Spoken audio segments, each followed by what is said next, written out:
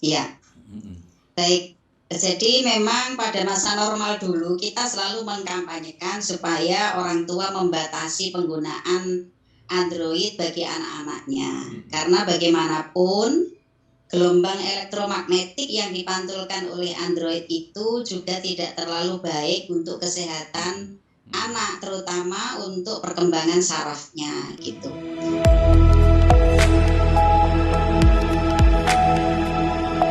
Hello everybody, how are you? Welcome to Kangguru Excellent Channel. Alhamdulillah, I am fine. Alhamdulillah, bersama kita sudah ada seorang yang sangat penting, yang mungkin tidak asing di daerah Jawa Timur, tidak asing. Kita akan bicara tentang bagaimana belajar secara pandemi. Ini kepada ahlinya. Kita sambut ibu kita, juga Dekan Fakultas Psikologi Winsa. Assalamualaikum Bu Nur. Waalaikumsalam warahmatullahi wabarakatuh. You said you are fine, ya? Namanya saya betulkan dulu ya, Pak? Dibetulkan ya, betul. Gimana? Alhamdulillah fine. Iya. Iya. Dr. Haja Siti Nur Asia MAG, Pak, bukan MPD. MAG. MAG, ini memang ahli dalam bidang kesehatan Islam ini rupanya ya. Iya, magister alam gaib. Magister alam gaib gimana? Iya. Bu Nur, masa pandemi ini kita nggak bisa kemana-mana. Plesetannya begitu, iya Pak. Tapi yang jelas kita butuh bagaimana sentuhan-sentuhan daripada magister alam gaibnya itu kan. itu. Jadi jenengan kan mungkin sudah membidangi tentang psikologi anak ya. Anak saat ini Bu, umur kecil 3 tahun itu sudah mulai ikut belajar dengan Android. Gitu. Nah, ada ketakutan juga dari orang-orang kesehatan. Nanti itu pengaruhnya dengan kesehatan bagaimana ya Bu ya itu ya? Iya. Baik. Jadi memang pada masa normal dulu kita selalu mengkampanyekan supaya orang tua membatasi penggunaan Android bagi anak-anaknya. Karena bagaimanapun gelombang elektromagnetik yang dipantulkan oleh Android itu juga tidak terlalu baik untuk kesehatan anak, terutama untuk perkembangan sarafnya gitu. Bahkan menurut WHO anak di bawah 5 tahun itu tidak boleh lebih dari 1 jam kontak dengan gadget gitu ya. Tetapi saat pandemi ini memang hal itu harus kita kita manage lagi karena semua pembelajaran menggunakan online. Maka anak mau tidak mau harus terpapar pada Android. Harus menggunakan Android maksudnya gitu ya. Iya, untuk proses pembelajaran. Maka yang bisa dilakukan di sini adalah orang tua harus bisa memanage anaknya dalam penggunaan Android ini supaya kebutuhan pembelajaran saja. Karena kalau tidak ya nanti akan ada efek-efek negatif yang muncul baik dari sisi kesehatan fisik maupun dari kesehatan secara psikologis atau mental health-nya begitu. Mental health ya. Kira-kira begitulah ya, Pak. Tapi kan luar biasa ini manakala memang orang tua sekarang dengan anak-anak 3 tahunnya saja itu sudah kalah. Ketika menangis menjerit-jerit sudah itu harus menyerah. Akhirnya apa? Android diberikan sehingga nanti langsung menencep gitu kan. Nah itu gimana itu sikap orang tua semacam ini yang merupakan kebiasaan yang keliru bagi orang tua butuhkan. Tetapi ada efek-efek negatif yang perlu diperhatikan sehingga tidak boleh begitu saja anak rewel dikasih Android, anak nangis dikasih Android supaya diam, atau orang tuanya lagi sibuk supaya nggak ganggu kesibukan orang tuanya, anaknya dikasih mainan Android. Ini juga tidak betul. Maka kebiasaan jelek itu yang harus dipahami oleh orang tua. Kalau memang sudah terlanjur ya secara perlahan harus dikurangi kebiasaan yang semacam itu, supaya nanti anak tidak kemudian menjadi kecanduan terhadap Android itu. Iya. Ya, bagaimana kiat-kiat mengurangi itu? Orang tua banyak bingung ini kan. Gimana caranya, Pak? Wong anak saya itu kalau saya ambil aja Androidnya langsung juga nangis lagi itu. Nangis lagi itu. Iya. Nah, bagaimana caranya? Saya kira masing-masing orang tua ini bisa memahami karakter anaknya masing-masing ya Pak ya. Iya. Jadi anak yang satu dengan anak yang lain saja, sesama anaknya sendiri itu bisa berbeda karakternya. Nah, kalau memang orang tua selama ini sudah terlanjur untuk membiasakan anaknya yang masih kecil itu kontak atau menggunakan Android untuk mainan atau untuk apa gitu ya, maka saat ini orang tua sudah harus bisa mengalihkan. Cara menguranginya adalah mengalihkan perhatian anak pada permainan yang lain. Oh gitu ya. Kalau anak usia 3 tahun kan masih saatnya anak bermain. Jadi tidak harus bermain itu hanya menggunakan Android. Anak bisa diberikan permainan-permainan yang lebih menyenangkan selain Android, yang itu lebih memberikan efek positif pada anak itu dari sisi perkembangan fisik maupun mentalnya. Itu Pak. Ya misalkan diajak selurutan, diajak bandulan, atau main-main mobil-mobilan, apa begitu? Misalnya diajak bermain betul. Atau bermain di taman, anak diajari sambil berkebun, menyiram bunga dan lain sebagainya. Yang itu kira-kira membuat anak menjadi perhatiannya teralihnya kalau anak itu sejak dini sudah terbiasa, terhabituasi ya Pak, untuk selalu menggunakan Android, maka nanti pada saatnya anak ini akan tidak bisa dipisahkan dari Androidnya. Nah kalau sudah begitu, itulah yang namanya kecanduan terhadap Android. Dia akan merasa kesepian kalau dia terpisah dari Androidnya.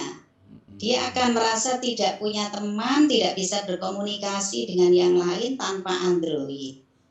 Nah, ini yang kemudian nanti suatu saat akan bisa menjadi dalam istilah psikologinya itu adalah anxiety, ada kecemasan yang nanti jika suatu saat anak ini jauh dari Androidnya atau dipisahkan dari Androidnya. Nah, itu yang pada akhirnya bisa mengganggu kesehatan mentalnya. Dia merasa cemas, merasa kesepian, merasa ketakutan ketika dia tidak pegang Androidnya. Gitu. Bahkan fakta-fakta bisa jadi anak itu ya setelah tidur saja lelah itu ya, tidur nyenyak gitu ya, itu bisa jadi tangan matanya bergerak-gerak atau tertawa sendiri. Apakah itu bagian daripada apa, mentalnya kurang sehat? Tangannya bisa gerak-gerak kayak ya bisa jadi semacam mau menggunakan Androidnya begitu. Bisa jadi dia sudah berimajinasi ketika dia bangun tidur itu bahwa dia sedang memegang Androidnya. Sebenarnya ini tidak hanya terjadi pada anak, orang dewasa pun kalau dia kemudian membiasakan dirinya selalu menggunakan Android dan kemudian dia tidak bisa terpisahkan dari Androidnya, ya dia akan bisa mengalami kecanduan semacam itu yang berakibat pada terjadinya kecemasan ketika dia terpisah dari Androidnya. Apa itu sudah termasuk bagian daripada yang dikhawatirkan WHO juga, kesehatan mental itu, apa termasuk UDGJ juga itu? Anak-anak yang mungkin kecil itu kalau sudah gerak-gerak kecanduan semacam itu, untuk mentalnya apakah sudah mental? Kalau dibiarkan,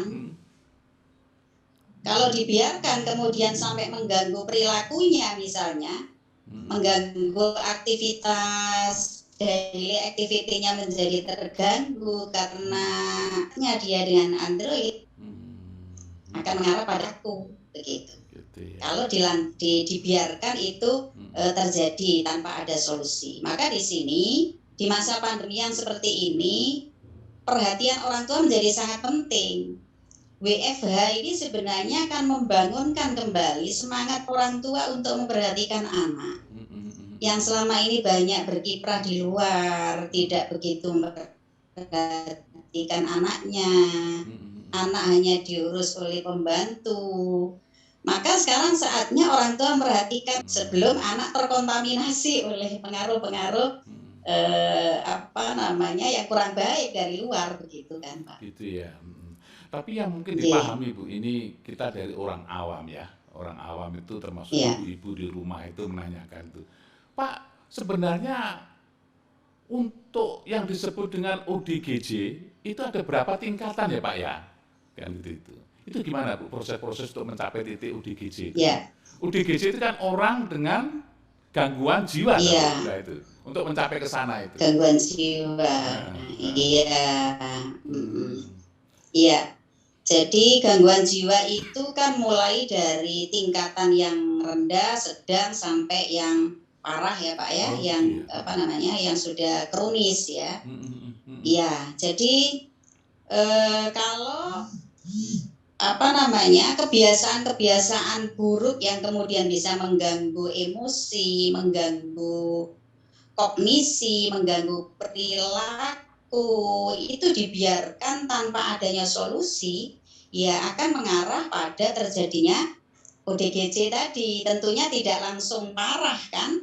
Jadi stresor yang terakumulasi dalam waktu yang lama ini akan mengganggu kesehatan mental seseorang mulai dari tingkatan yang rendah. Bisa jadi dia mengalami perubahan perilakunya tidak seperti biasanya, atau perilakunya tidak lazimnya terjadi pada orang normal, atau emosinya tidak stabil, tiba-tiba marah yang tidak jelas, tiba-tiba kemudian kegembiraan yang luar biasa tanpa ada. Hal yang seperti ini harus diwaspadai oleh orang tua. Jangan sampai kemudian mengarah pada gangguan jiwa yang lebih berat lagi. Kalau anak mengalami perubahan emosi, perubahan perilaku, atau perubahan kognisi. Perubahan kognisi itu misalnya ketika ditanya oleh orang tua tidak segera merespon. Nah, ini salah satu efek dari penggunaan gadget juga. Ketika dipanggil orang tuanya pun ketika dia didampingi orang tuanya belajar misalnya, ada HP-nya bunyi atau ada notifikasi di HP itu yang bunyi, dia akan terganggu. Dia lebih memilih untuk memperhatikan gadgetnya daripada melanjutkan belajarnya. Nah, hal-hal yang semacam ini perlu diwaspadai supaya tidak berlanjut pada keadaan gangguan mental yang lebih parah lagi. Gitu, Pak. Itu sudah gangguan mental Bu ya. Jadi stres yang pada akhirnya membuat suka marah dengan emosinya yang berlebihan, atau perilaku yang suka banting-banting, atau nanti itu kognisi yang katakanlah suruh sekolah itu tidur, ngelamun dan sebagainya. Nah, kira-kira ini ada kelanjutannya nggak?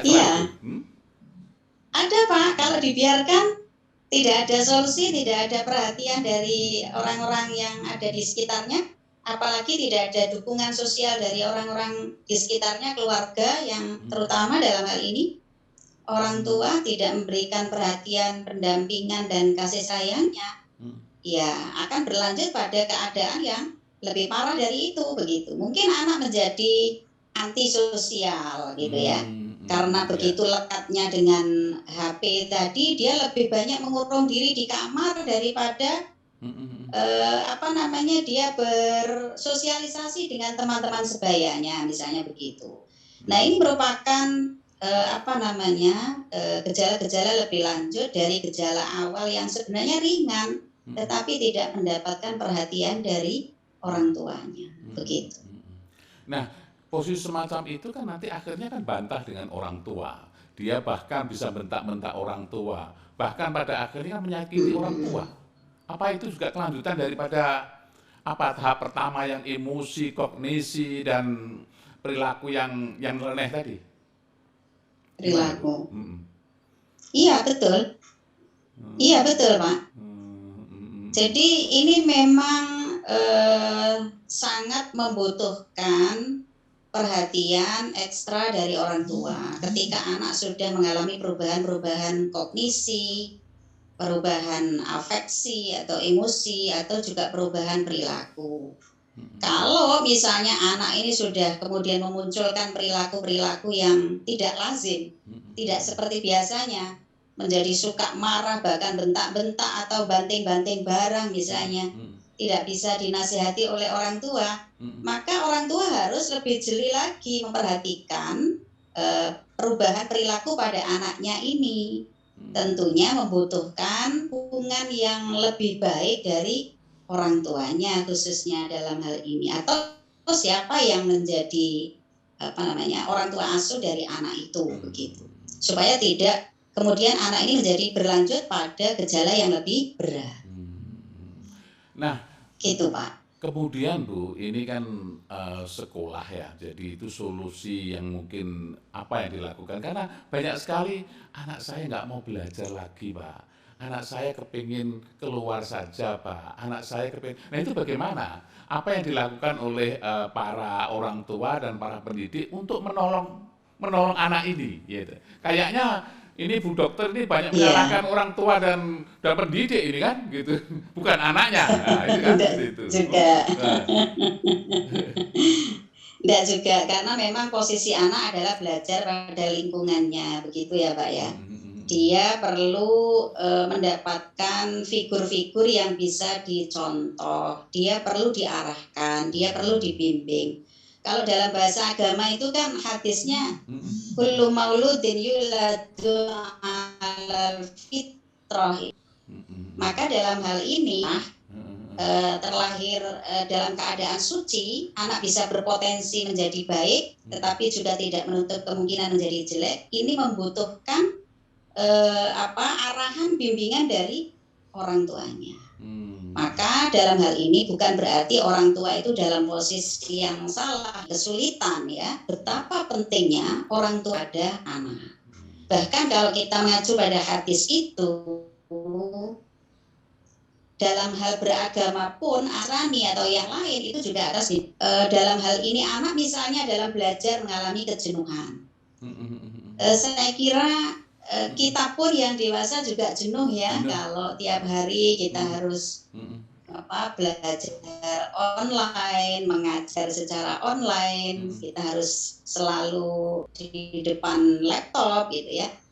Maka bisa memilih waktu dari gurunya. Kira-kira adik bisanya mengerjakan tugas ini kapan? Sekarang masih males ya, sekarang masih perlu main dulu. Nah kalau perlu main dulu, oke lah, main dulu, nanti jam sekian kita belajar ya. Nah, barangkali trik-trik yang semacam itu bisa dilakukan oleh orang tua untuk mengurangi, kalau tidak bisa menghilangkan ya, mengurangi kejenuhan anak belajar secara daring. Tentunya ini memang tantangan luar biasa. Karena apa? Tidak hanya anaknya sebenarnya yang jenuh, orang tuanya pun, terutama ibu ya dalam hal ini.